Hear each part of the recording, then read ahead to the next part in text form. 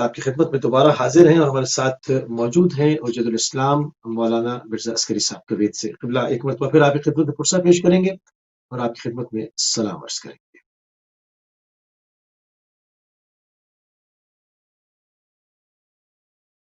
خدا میں ہماری مساعی، ہماری یہ کوشش قبول ہو انشاءاللہ۔ اللہ ہم سب کو معرفت حضرت زہرا سلام اللہ علیہ کی توفیق عطا فرمائے انشاءاللہ۔ قبلہ بریک پر جانے سے پہلے ہماری گفتگو ہو رہی تھی کہ وفات پیغمبر صلی اللہ علیہ وآلہ وسلم کے بعد فرشتے کو نازل ہونے کی ضرورت کیوں پیش آئی، اس پہ جہاں سے آپ نے کلام روکا تھا اس کو وہاں سے آگے کنٹینیو کریں، اور اس میں اس کا جو متن تھا اس کے اندر جس طرح سے کہا جاتا ہے کہ اس کے اندر تمام اولین اور آخرین تک جو کچھ حوادث اس حوالے سے پیدا ہونے والے ہیں، اس کے اندر ذریت فاطمہ کا بھی ذکر ہے، اس کے اندر ان ظالم بادشاہوں کا، ان سلاطین کا، ان تمام خاندانوں کا جو ملت اسلامیہ کے اوپر حکومت کریں گے، تمام ڈیٹیل کے ساتھ اس کے اندر ذکر ہے۔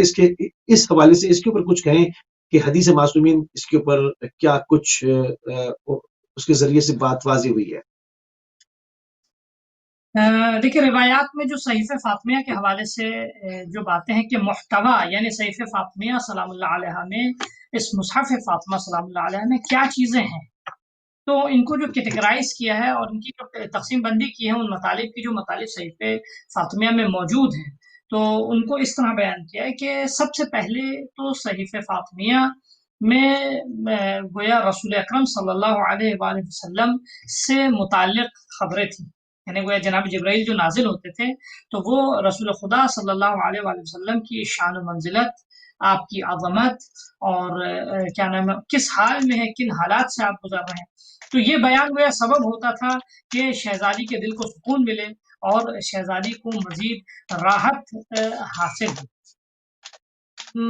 البتہ میں ایک جملہ یہاں بریکٹ میں عرض کرتا چلوں کہ خود یہ ساری خبریں دینا شہزادی کو، یہ رسول اکرم صلی اللہ علیہ وآلہ وسلم کی عظمت تو خیر اپنی جگہ ہے، وہ تو ان کی عظمت ثابت ہو رہی، اس سے شہزادی کی عظمت اس قدر نمایاں ہو رہی ہے کہ خدا نے گویا جبرائیل کے ذریعے ضرورت سمجھی کہ اس خبر کو شہزادی سلام اللہ علیہ تک پہنچائیں، تاکہ کیونکہ شہزادی کے لیے گویا مال دنیا، آرام، سکون، چین، یہ سب زیادہ اہمیت نہیں رکھتا تھا شہزادی کے لیے۔ شہزادی کے لیے اہمیت رکھتا تھا وہ رضا خدا، شہزادی کے لیے اہمیت رکھتی تھی، یہ بات شہزادی کے لیے اہمیت رکھتی تھی کہ خدا یعنی جناب جبرائیل کا آنا اس بات کی دلیل ہے کہ خدا اپنی اس خاتون پر اور اپنی شہزادی سے اس قدر راضی، اس قدر خوشنود ہے کہ ان کی تسلی و تشفی کے لیے اللہ جو ہے وہ فرشتے کو بھیج رہا ہے کہ جاؤ میری شہزادی گویا میری کنیز فاطمہ کو گویا تسلی دے کر، یہ کوئی معمولی بات نہیں ہے۔ یعنی ہم اس زاویے سے دیکھیں اگر شہزادی سے، یہ گویا عظمت ہے شہزادی سلام اللہ علیہ کے لیے،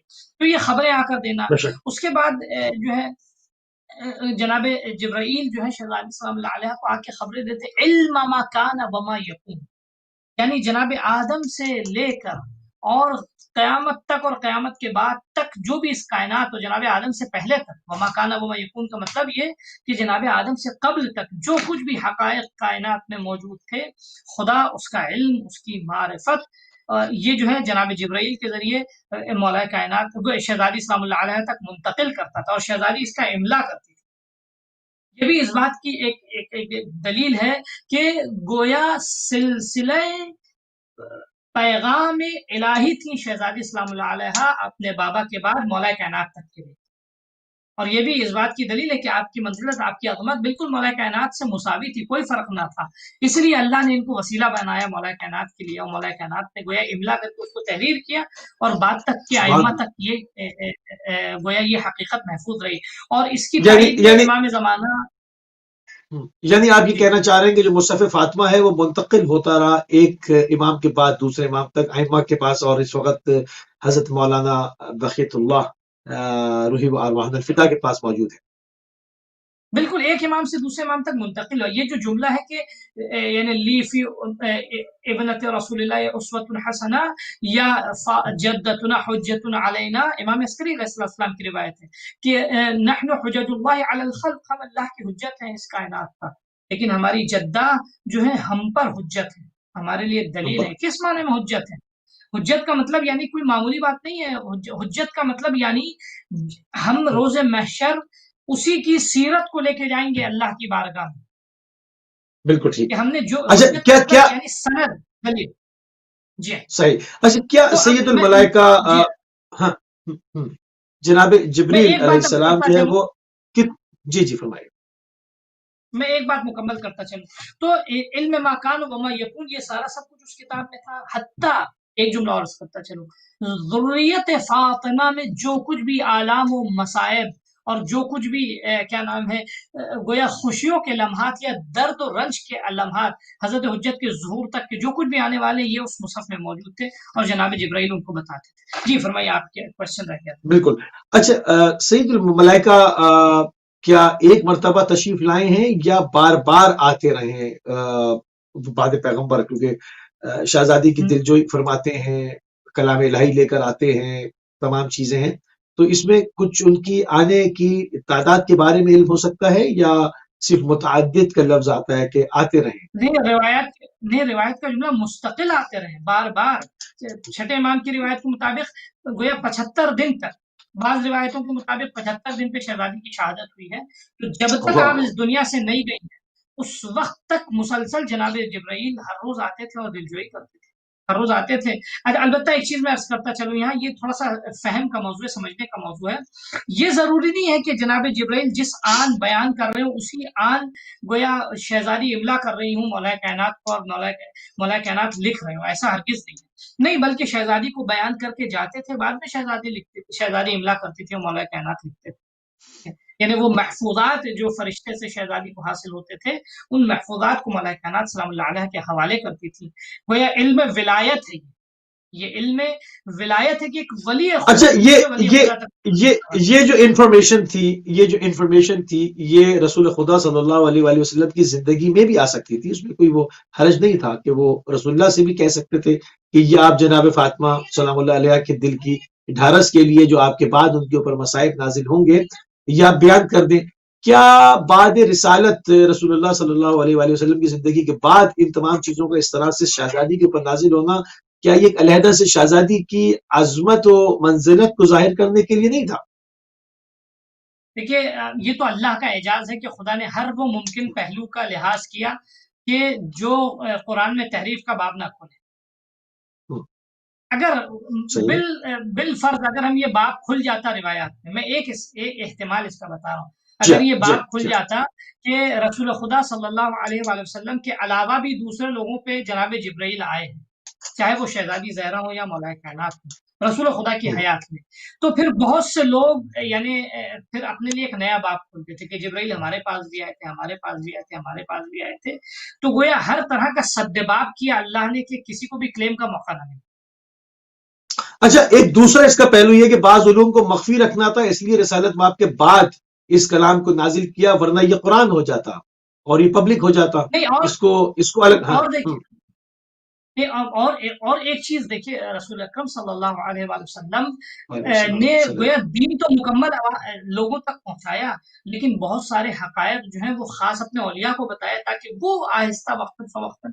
بہت ساری خبریں رسول خدا کے زمانے میں بعض لوگوں کو تھی لیکن دوسروں کو خبر نہیں تھی.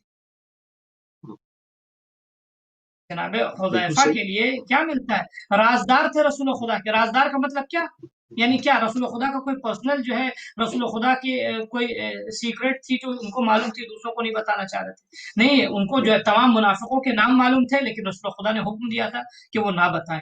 تو بہت سارے حقائق رسول خدا کے زمانے میں بھی امام معصوم مولا کائنات کی بات نہیں کر رہا ہوں، میں عام لوگوں کی بات کر رہا ہوں، ٹھیک ہے، یعنی عام صحابہ کی بات کر رہا ہوں.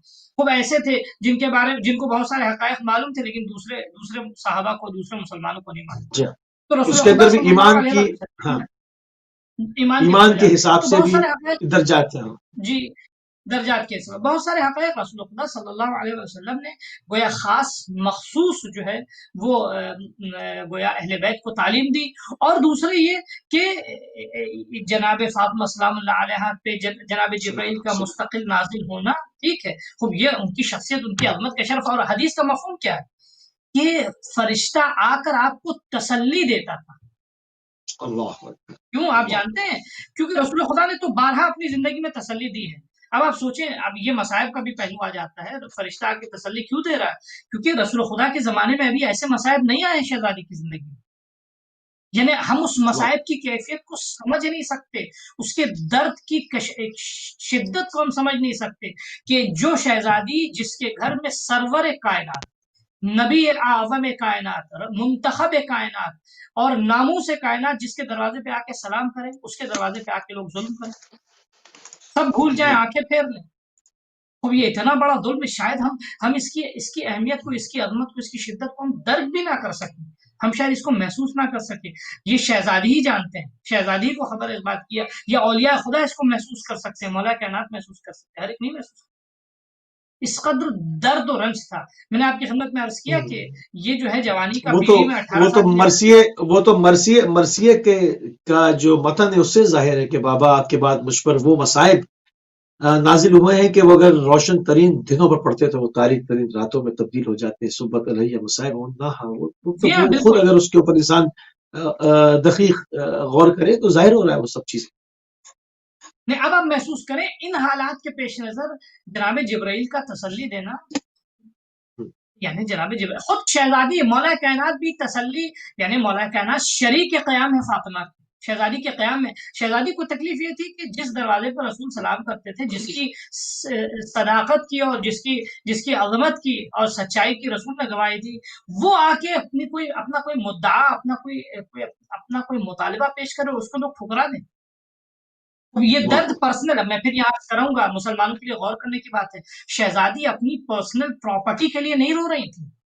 شہزادی انحراف جو اسلام خطبہ فدقیہ میں کبھی موقع ملا، آپ انشاءاللہ دوسرے کیا نام جو مہمان ہوں گے اس سے سامعین سنیں گے یقیناً. آپ دیکھیں اس میں شہزادی کا درد جو ہے خطبے میں، کہ آپ نے وہاں نفاق بتایا، آپ نے وہاں شیطان کی مداخلت بتائی، آپ نے مثلا رسالت کو فراموش کرنا بتایا. توحید رسالت بیان کرنے کے بعد سارے آپ نے اسباب انحراف کے 10 سبب بیان کیے ہیں شہزادی نے خطبہ فدقیہ میں انحراف. تو اب یہ خیر موضوع ہمارا خطبہ فدقیہ نہیں ہے. میں آپ سے یہ کرنا چاہ رہا ہوں کہ شہزادی کا رنج جو تھا وہ ذاتی رنج نہیں تھا. شہزادی کا درد جو تھا صرف ذاتی درد نہیں تھا. عشق جس طرح کیسے امام حسین نے سب کچھ اپنا قربان کر دیا اسلام کے لیے، شہزادی نے بھی سارے رنج برداشت کیے اسلام کے لیے. یہ ہمیں سمجھنا ہوگا. ہمیں شہزادی کی شخصیت کو، یعنی اچھا تھوڑا سا شہزادی. بالکل صحیح، بالکل صحیح. تھوڑا سا جناب جبریل کے کلام کو کھولیں تھوڑا سا، اگر کہیں سے حدیث ائمہ کے توسط سے اگر کہیں پر اشارے ملتے ہیں تو تھوڑا سا بیان کر دیں، کیونکہ کہ وہ جناب جبریل کا وہ کلام کس حوالے سے، چونکہ آپ نے بیان کیا ابھی بہرحال کہ اس میں جو ہے وہ بادشاہوں کے ذکر ہے، اس میں بنی فاطمہ کا ذکر ہے، اس کے اندر تمام جو واقعات ہونے والے ہیں وہ ہے، اس میں سے کچھ کلام کا اگر کچھ ہمیں لائنز مل جائیں. دیکھیے روایات کے جو جملے ہیں اس سلسلے میں کہ جناب جبرائیل جب شہزادی سلام اللہ علیہ پہ نازل ہوتے تھے، یعنی اس سلسلے میں جو روایتیں نازل ہوئی ہیں، یعنی روایتیں بیان ہوئی کہ کیا کیا روایتیں جناب جبرائیل جو ہے، کیا کیا باتیں خبریں جناب جبرائیل شہزادی زہرا سلام اللہ علیہ کو دیتے تھے. اس میں یہ ملتا ہے شہزادی زہرا سلام اللہ علیہ کے ساتھ. مثلا ایک روایت میں آپ کی خدمت میں پڑھتا ہوں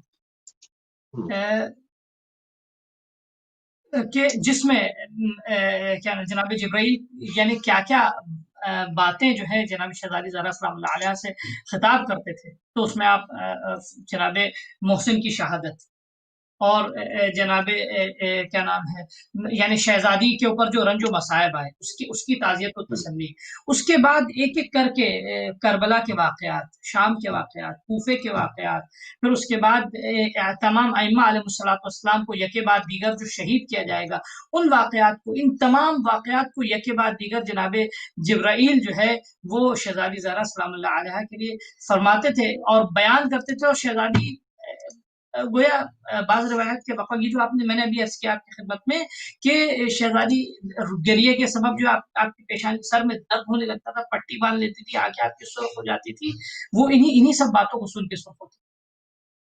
نہ صرف یہ، اس کے بعد ہر امام کی زندگی میں کیا کیا گزرے گا. یا آپ سوچیں مصائب شاید ہم لوگ بیان بھی نہ کریں. آل ابو طالب یا آل ہاشمی یعنی ہاشمیوں پر جو رنج و آلام و مصائب آئے ہیں. بعض اوقات بنی ہاشم کے پاس ایک لباس ہوا کرتا تھا، خواتین کے پاس ایک چادر ہوا کرتی تھی خواتین کے پاس لباس کے علاوہ، جس کے ساتھ وہ دوہری شکل میں روٹیٹ کر کے نماز ہوتی تھی، ایک کے بعد دوسرا، دوسرے کے بعد تیسرا، تیسرے کے بعد چوتھا. اتنے سخت ترین حالات سے جو ہے یعنی آل ابی طالب اور بنی فاطمہ جو ہے شہزادی سلام اللہ علیہ کی ذریت گزرے سے ہیں۔ خوب یہ سارے رنج و علام شہزادی کو بیان کرتے تھے. اور نہ صرف یہ، پھر جو شہزادی کے بعد، اب آپ سوچیں ایک جملہ میں عرض کروں، شہزادی کی شہادت یعنی شہزادی پہ ضرب و شتم جو ہوا ہے، تو وہ بالکل یہ حساس نقطہ ہے، اس پہ غور کرے سامعین، کیونکہ اس طرح بیان کیا جاتا ہے تو لوگ سمجھتے ہیں کہ ابھی رسول خدا کی آنکھ بند ہوئی اور فوراً ہی دروازہ جل گیا، یا فوراً ہی جو ہے، نہیں، رسول خدا صلی اللہ علیہ وآلہ وسلم کی شہادت کے بعد شہزادی کا دروازہ بھی جلا، آپ پہ ستم ہوا، سب کچھ ہوا، لیکن بالکل دوسرے دن نہیں ہوا یہ. بعض روایت کے بقول شہزادی نے مستقل پانچواں مجاہدت کی خلاف، مجاہدت، بعض جگہ یہ مستقل مجاہدت کی، اور جب دشمن دیکھا کہ فاطمہ رک ہی نہیں رہی ہے، فاطمہ سکوت نہیں کر رہی ہیں، پورے مدینے کو گویا فاطمہ اسلام اللہ علیہ بیدار کرنے پہ تیار ہے، تب دشمن نے اپنی اسٹریٹجی بدلی، شہزادی کا منہ بند کر دی شہزادی. اب آپ سوچیں روایت کے علماء کے بقول کہ جب دربار میں گئی ہیں شہزادی اپنے فدق کے مطالبے کے لیے، خطبہ فدقیہ آپ نے دیا ہے، تو اس وقت آپ پہ رنج کے آثار نہیں تھے. شہزادی پہ رنج کے آثار کب نمایاں ہوئے ہیں؟ شہزادی پہ رنج کے آثار گویا بعض روایت کے بقول 50 دنوں کے بعد، یعنی آپ 50 دنوں کے بعد جو ہے آپ کا دروازہ جلایا گیا اور شہزادی جناب محمد سلام اللہ علیہ کی شہادت ہوئی ہے. تو اس عرصے میں شہزادی نے باقاعدہ مجاہدت کی ہے، جناب حسن جناب امام حسین کو لے کر گئے ہیں، مولا کائنات کی خلافت کا مطالبہ کیا. البتہ میں کہہ رہا ہوں یہ تھوڑا سا اس پہ غور کرنے کا موضوع ہے، کیونکہ اب تک اس طرح ہم نے سنا نہیں ہے، تو تھوڑا سا ممکن ہے ذہن کو عجیب سا لگے. شہزادی رنج و علام سے، مصائب سے گزری، لوگوں سے مطالبے کیے آپ کے حقوق کے، اور آپ پہ تمام ستم ہوئے، لیکن ہاں بالکل رسول کی شہادت کے دوسرے دن نہیں ہوا یہ، ایک مدت کے گزرنے کے بعد ہوا ہے. اس سے پہلے وہ جناب جبرائیل جو کچھ بھی آپ بتاتے تھے، آپ ان مصائب کو سن کے روتی تھی، نہ صرف یہ کہ اپنے اوپر جو صحیح، درد ہوا اس کو یاد کر کر کے روتی تھی. اس سے بھی ہمیں شہزادی کی عظمت کا احساس ہو رہا ہے کہ اس قدر آپ نے برداشت کیا، تحمل کیا، یعنی آپ اس قدر قلب آپ کا زخمی تھا ان مطالب کو سن کے اور ان آلام کو سن کے. تو یہ جناب جبرائیل اللہ سلام اکبر، اللہ علیہ کا خطاب تھا شہزادی سلام اللہ علیہ سے، کہ جو آپ بیان بالکل کرتے صحیح، تھے. اچھا، اب اس کی میں پھر عرض کرتا ہوں کہ اس کی جزیات کا علم ائمہ علیہ الصلوۃ والسلام کے علاوہ کسی کو نہیں، یہ اسرار اچھی ائمہ بات میں ہے. سے. اچھا، جی، اس کو کیوں نہیں کھولا گیا، اس کو ظاہر کیوں نہیں کیا گیا؟ ائمہ ایک نے اس روایت کو میں آپ صحیح کو سے چھٹے امام ظاہر کی نہیں. بتاؤں، صحیح، چھٹے امام کی ایک روایت کہ کیا نام ہے، چھٹے امام کی روایت کا مفہوم یہ ہے کہ لوگ جو ہیں ایسی چیزوں کے بارے میں سوال کرتے ہیں، ٹھیک ہے، کہ کیا نام ہے، جو انہیں جاننا چاہیے، اور ایسی چیزوں کے بارے میں بھی سوال کرتے ہیں کہ جو ان کو جاننا نہیں چاہیے. نہیں چاہنا چاہیے، ٹھیک ہے.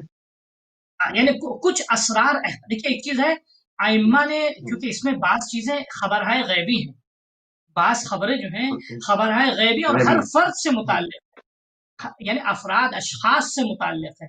اور کائنات میں اللہ کا نظام ایسا ہے کہ خدا، اب یہ ایک تفصیلی موضوع میں اشارہ کر کے چلا گزر جاؤں گا، کہ خدا لوگوں کو یعنی غیبی اور اندیکھی باتوں کا علم دے کے اس حال میں نہیں رکھنا چاہ رہا، وہ نیچرل لائف جی، ہر ایک کو اس کے بارے میں خبر دے دی. تو کچھ لوگ جو ہیں وہ دل کے قوی ہیں، وہ اگر فرض کیجئے کسی کو خبر دے دی جائے وہ کل مر جائے گا یا 20 دن کے بعد مر جائے گا.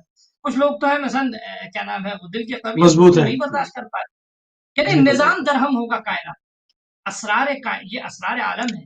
یعنی اللہ جو ہے وہ، یا مثلا کسی کی زندگی میں مصیبت آنے والی ہے، کسی کی زندگی میں مشکلات جی آنے والی ہے، تو یہ سب ناموس عالم، اسرار عالم ہے، کہ جس کو اللہ ہرگز نہیں چاہتا. جیسے انبیاء اولیاء خدا کو بعض خبریں غیبی ایسی دی اللہ نے کہ جس کا علم صرف ان کو ہے، وہ اللہ نہیں بتانا چاہتا کسی کو.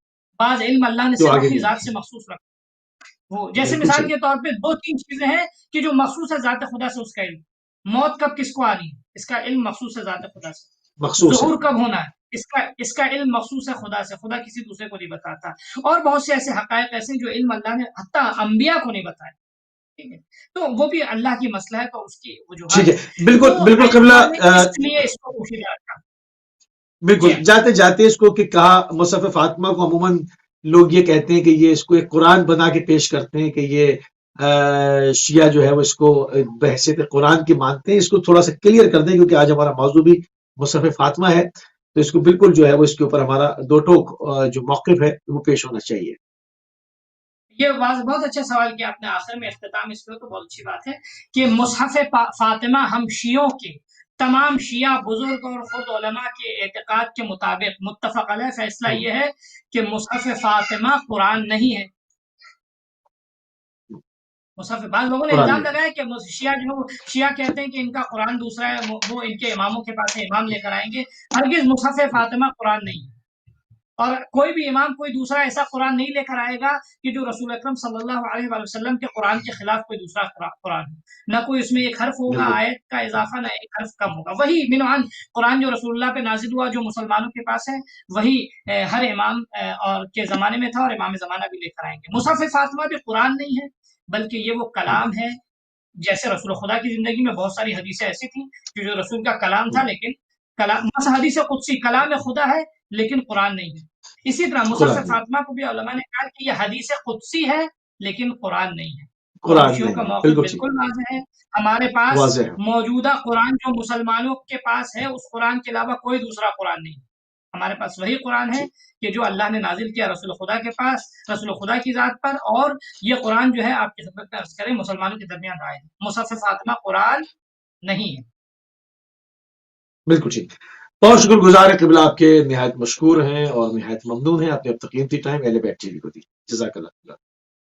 آپ کا بھی شکریہ، اور اہل بیت ٹی وی کی تمام ٹیم کا شکریہ، اور سامعین سننے کا شکریہ۔ السلام علیکم ورحمۃ اللہ وبرکاتہ۔ جزاک اللہ۔ جی ناظرین، آپ سماعت فرما رہے تھے کویت سے حجت اسلام مولانا مرزا عسکری صاحب کو ایام فاطمہ کی خصوصی ٹرانسمیشن جو ہے وہ ہمارے پلیٹ فارم سے جاری و ساری ہے، اور ہم نے گفتگو کی مصحف فاطمہ کے اوپر۔ یہ صحیفہ فاطمہ کیا ہے اور اس کے اندر کیا راز ہیں، یہ کس طرح سے نازل ہونا شروع ہوا، کتنے عرصے میں یہ نازل ہوتا رہا، اس کو کس طرح سے لکھا گیا، کس طرح سے محفوظ کیا گیا، کس طرح سے ائمہ علیہ السلام کے پاس ایک کے بعد دوسرے امام کے پاس منتقل ہوتا گیا، اور اب یہ امام زمانہ روحی و ارواح الفدا کے پاس ہے۔ اس کے اندر کیا اس کے اندر راز خدا ہیں، کیا سارے معاملات، ان تمام چیزوں کو ہم نے پوری کوشش کی۔ جو کچھ تواریخ نے لکھا ہے، محدثین نے لکھا ہے، منصف جو ہے وہ لوگوں نے جو ہے وہ اپنی کتابوں میں اس کو قلم بند کیا ہے، اس کو جو ہے اس کا نچوڑ اپنے وقت میں رہتے ہوئے آپ کی خدمت میں پیش کیا جائے انشاءاللہ۔ اس وقت ہمارے پروگرام کی ٹائم ناظرین